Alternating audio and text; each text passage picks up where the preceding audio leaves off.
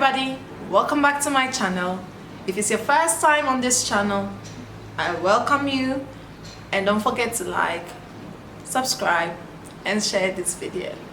So basically what this video is going to be about is story time. I'm going to be talking about how I got myself into Etihad Airways, my journey towards there, and basically everything with the recruitment and everything I'm going to be talking about. I'm gonna try and make this video as short as I can, but I can't promise anything because I like to talk. Alright, so where do I start? Okay, let's start from the beginning. You know, growing up, I've always wanted to be a cabin crew. I mean, it was my dream since I was 8. I think I saw a video of Halle Berry in a movie where she was a cabin crew. So since I saw that, it was just a dream, like a dream. I kept dreaming since I was 8, every single day. One day I'm gonna be a cabin crew. One day I'm gonna be a cabin crew. I didn't know it was gonna be 70 and coffee, but obviously I wanted to be a cabin crew. So my journey towards becoming a cabin crew wasn't that easy. I mean, they say the road to success is not that easy, and trust me, mine wasn't easy at all. So I said in my introduction video, I moved to the Netherlands. I think I was 11 or 12, one of them, I think so. Yeah, 11 or 12. So I was very young. And you know, moving to Europe or moving to a country where you speak different languages and everything, it's gonna be some kind of an obstacle because you have to learn the language first and all that. So in the beginning, it was very hard for me because I wasn't born in the Netherlands, so basically I did not grow up speaking the language itself. So I had to learn the language, and my focus was still becoming a cabin crew. It's funny how my childhood dream has now become reality, but obviously I had a drive to make that dream come true, so I worked my way towards becoming a cabin crew. Basically, yeah, so I did a few courses, and then afterwards I decided to study aviation services, which is the degree that I have, and that's why I'm here right now. I mean, growing up, everybody was telling me, oh, you're so tall, you're skinny, become a model and all that, and I did all that stuff, trust me. But my main focus was just becoming a cabin crew. So even though I was listening to what people were saying and I was trying to do what people wanted me to do to please other people, my main focus was towards this cabin crew thing. So I did my school and everything. I finished my school. I got my diplomas and all that, and I got a job working at the airport in Amsterdam, Schiphol. I was basically working for Aviation partner at first, and I worked for like almost 2 years. And then they signed a contract with Qatar, which made them place me in the Qatar group, which actually, I thank God, happened. It wasn't really easy getting this job because I remember I tried Emirates like countless times actually. I can't even remember how many times I tried Emirates. I tried Emirates several times. And every time I get to a stage and then I don't go any further than that stage. So I was really not interested anymore. I mean, I was losing my drive and hope of ever becoming a cabin crew. And I tried Qatar also twice. I remember I tried Qatar twice, and I got to this the next stage. The first time I did not even pass the CV drop. Like, trust me, I gave my CV and then that was it, like literally. But the second stage, I passed the CV drop. I went to the next stage, and then I was just cut off, like with no explanation, no reason to why they are not taking you. The same thing happened with Emirates. Like after a few times of trying, I finally got to the stage where I did my final interview with Emirates, and I was supposed to wait 6 weeks to get my results, but I mean to get if I was hired or not. But then I waited and we're 6 weeks past, 7 weeks, 8 weeks, 9 weeks, nothing, no email, nothing. They don't. Then I was like, okay, I forget it. You know, it's not gonna happen for me. I actually lost my drive of becoming a cabin crew. So I did not go to any more CV drops or any more recruitment because I was like, I'm over it, like I'm done. Then one day I was working, and I was actually working. I was supposed to work till I think 6 o'clock, but then I was asked if I wanted to work overtime. So I was like, what am I gonna go and do at home? So okay, I'm gonna work overtime. So I was working overtime, and then I was sent to a gate to catch the flight of, I think it was top Portugal or something, to catch that flight. I mean, it was coming in, so I had to go to the gate so I can put the bridge on and the passengers can disembark and all that other stuff. And then I met this girl that I had actually done Emirates with together. We went to Emirates and we both did not get hired, so we stayed actually in contact or whatever. So I met her, and then she was like, oh, are you gonna go to Etihad's recruitment CV drop in? I was like, what are you talking about, girl? She's like, Etihad is coming to Amsterdam, like they're doing a recruitment in Amsterdam. Like, really? I don't know anything about that. She's like, yeah, they're coming tomorrow. So all of a sudden it's like, what? They're coming tomorrow and I'm working, and then I'm gonna be home late and all that. So actually I finished work that day around, let's say 9 o'clock. So I lived quite far from the airport, so I drove like 1.5 hours. Yeah, 1 hour, 1.5 hours, because I was going really fast. So I got home, and so okay, let me just rewind it a bit. So when she told me that, I was like, yeah, I don't know if I'm gonna go. I mean, I've tried so many other airlines and I didn't get through it, so I'm not sure if I'm gonna go, but I'll see. If I decide to go, then I will go. So after work I went home, and it was still on my mind, kind of like, should I go, should I not go, because I don't want to feel disappointed again, and then, like, you know what I mean. So I was like, yeah, maybe not. So I got home, did my normal routine, showered, ate something, and went to bed, without still not making a decision whether I'm gonna go to this CV drop in with Etihad or not. So the next morning I woke up, like, even because it was still like, it's kind of pressure on you, because you're thinking like, what if you go and you get it? What if you go and you don't get it? Because you're gonna waste money driving all the way to Amsterdam to go to this recruitment, buying petrol and all that thing, you know.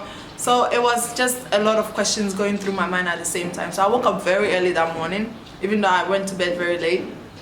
And I was lying down, and I was actually talking to myself. I think I was talking to God.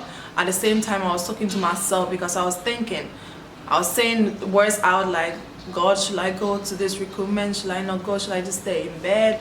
Imagine, I had nothing printed out, nothing, no CV printed out, nothing. So I was still kind of thinking, what am I gonna do? What am I gonna do?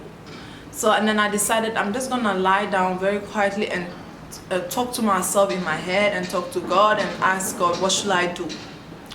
So I was lying down I lay down for like 1 hour, 2 hours with thinking about this, like, what should I do and all that. So I finally decided I'm gonna go and try my luck. So I got up, showered, dressed up, printed out my CV, because that day was only CV drop. It was from 8 o'clock in the morning to 5 o'clock p.m. in the evening. So you just, between that time, anytime you can go and just drop your CV. That's it.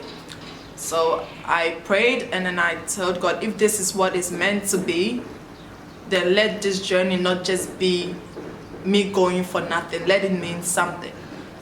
So I was sitting in the car driving to Amsterdam. The whole time I'm driving, I'm praying in my head, thinking, God, please, let this happen for me. I've tried so many times. This is like the last time. I told myself, this is the last time I'm trying this. After this, I'm like done. So I got to Amsterdam, parked my car, went inside the hotel. And it was not really a lot of people there, because it was, like I said, it's a CV drop. So you just go, you drop your stuff, and then you go home, and then later on you're gonna hear from them if you're through or not, if you're through the CV section or not. So I was like, I think the third person waiting. So I sat down quietly. All this time I'm sitting, I'm praying in my head like, Lord, please let this happen for me, because I've dreamt of this. I've worked so hard towards this. Like, every day I've prayed for this. So please, after everything I've been through, after every no that I've heard, let this be a yes, you know. So I was still praying. I mean, prayers do work, guys. I'm telling you, prayers do work. Like sometimes when you pray and things don't happen for you, you think God has forgotten about you or God is not listening. But I'm telling you, God listens, but he just waits for the right time. When it's your time, then he will let you shine. That's how it works. So let me just so basically I went and I dropped my CV. She asked me where I'm from, how old I am, what I'm doing. I told them, and she said, why do you want to be working for Etihad? Before that, I did not really know much about Etihad, but while I'm just preparing myself, I was reading some stuff online about Etihad, so I basically knew just a little bit, but not too much about the airline. So thank God I actually read something about the airline, because if I had gone without reading any single thing about the airline, she asked me, what do you know about Etihad? I'd be like, nothing. So I went, and she asked me, do I know something about Etihad? And then I said, yeah, I know kind of a few things about Etihad. And I told her like it's one of the leading airlines in at that time. So I just said it's one of the best airlines in the world. It flies to about 113 destinations. And I made a joke like, but it doesn't fly to Ghana, even though I'm from Ghana, you know. And then the lady was like laughing. And I was like, she's like, oh, maybe in the next years we're gonna be flying to Ghana. I'm like, yeah, maybe I'll be looking forward to that. So that's about it. And I drop on my CV like, I made sure I dress to impress, girls. If I tell you, not only girls but boys as well. If I tell you I dressed to impress, I mean I dressed to impress. My hair laid back, makeup on point, heels on point. You know, I dressed myself up because I wanted this job, like seriously. So she's like, oh, by 6 o'clock we're gonna email those that are through to the next stage. That's the assessment day. So if you don't get an email by 6 o'clock, then you're out.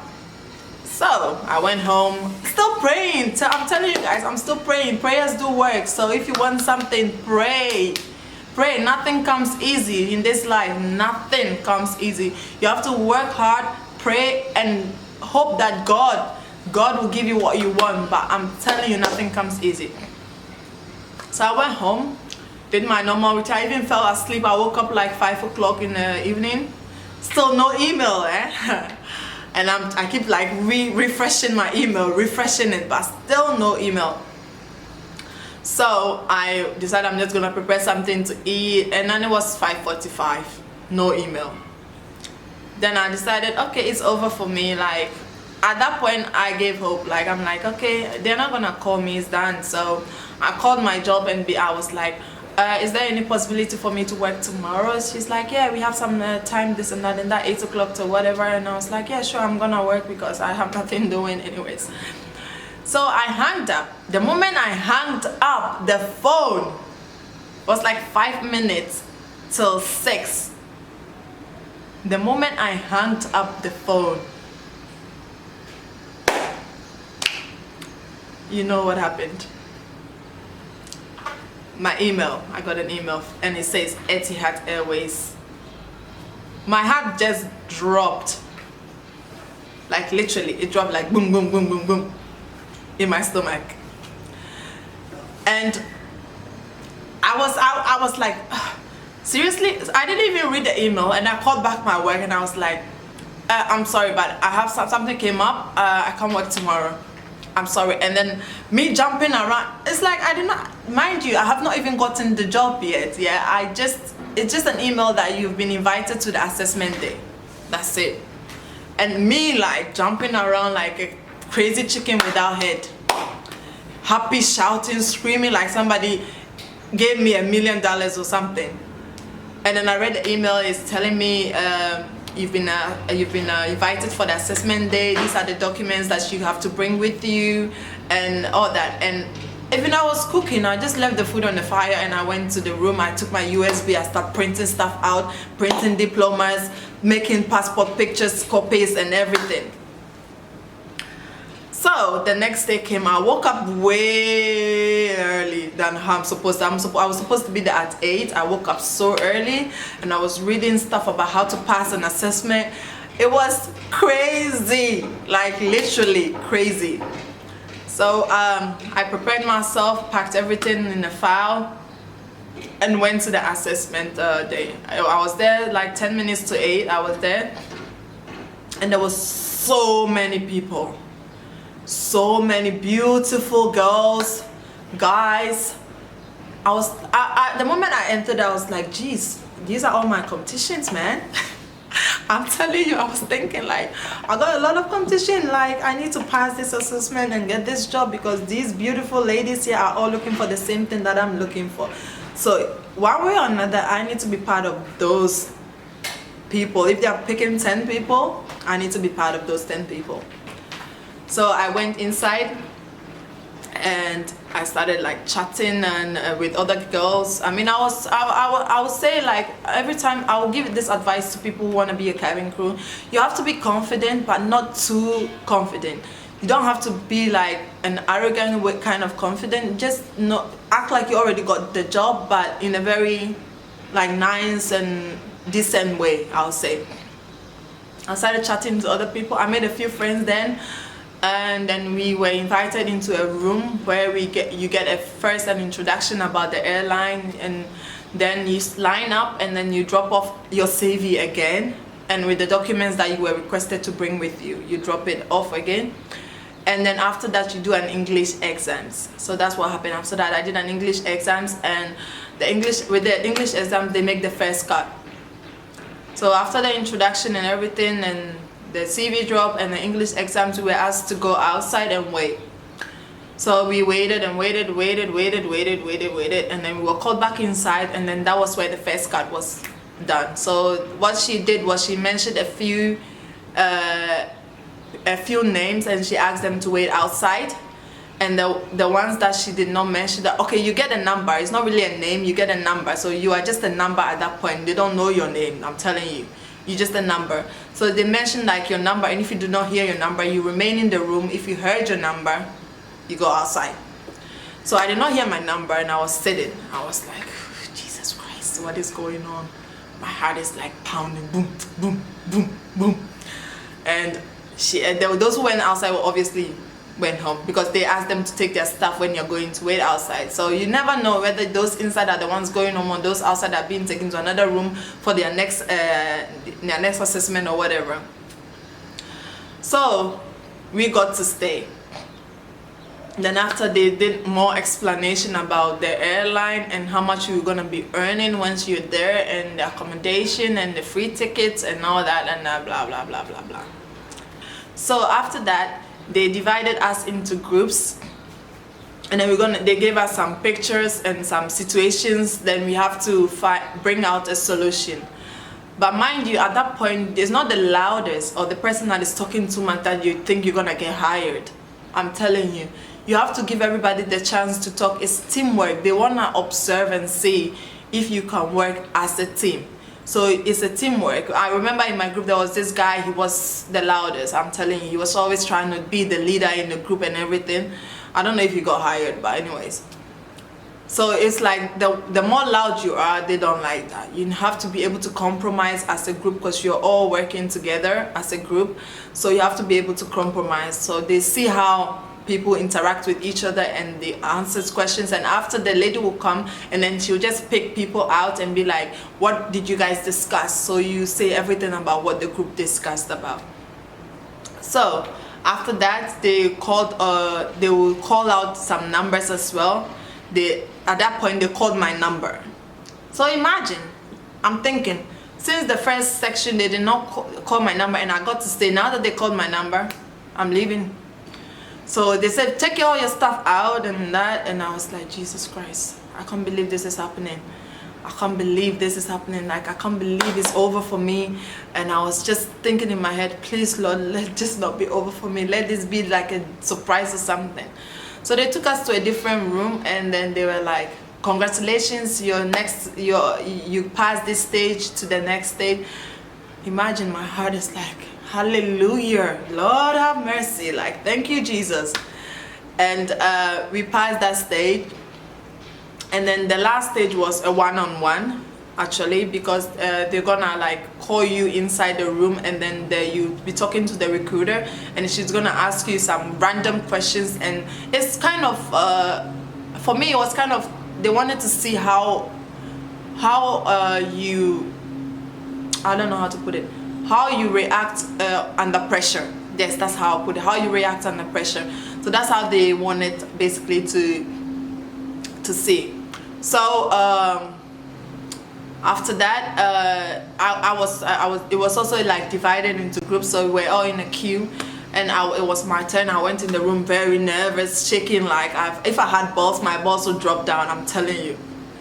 So I went to the room, she's like, hey Barbara, how are you doing? I'm like, I'm fine, thank you, how are you? And she's like, oh, I'm good. And she's like, she asked me the question like, if I was famous, what will I want to be famous for? I was like, singing, because I cannot sing at all. I made that joke at her, and she was laughing. And then she's like, oh, so who is your favorite artist or whatever?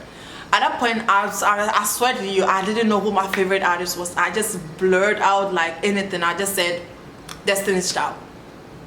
She's like, name the 3 people in the group. I'm like, oh, Jesus.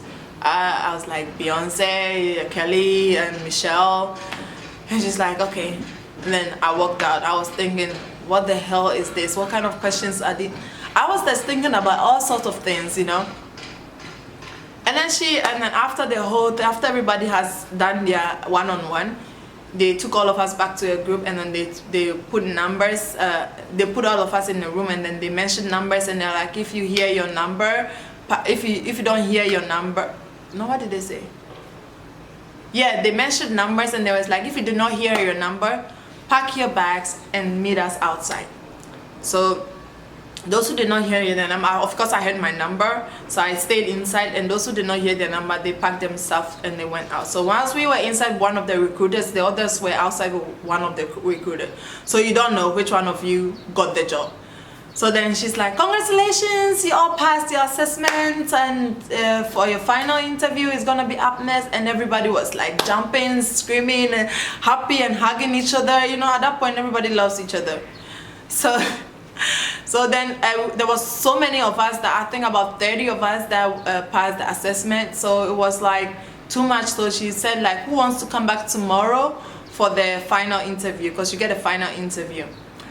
And I was thinking like, at this point I'm so overexcited and so pressured that I don't even want to do my interview now. So I told them I would love to come tomorrow. So she wrote my name down, my number and everything, and she's like, tomorrow at 7:30 is your assessment, your final interview time. I was like, okay. And then I went home. I started reading about questions that they could ask me at the final interview, how to answer, how to talk, you know, like all these little things that you think it doesn't matter, but it really does. So I was just preparing myself mentally and emotionally and everything for this final interview, because this final interview is your life. I'm telling you, that's what makes you or break you. So the next day at 7 I was there. My appointment was 7:30, but at 7 I was there waiting, and there were other people coming as well.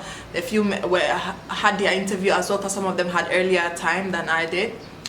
So it was my time for my interview. So that day, you know, Etihad is known for purple lipstick.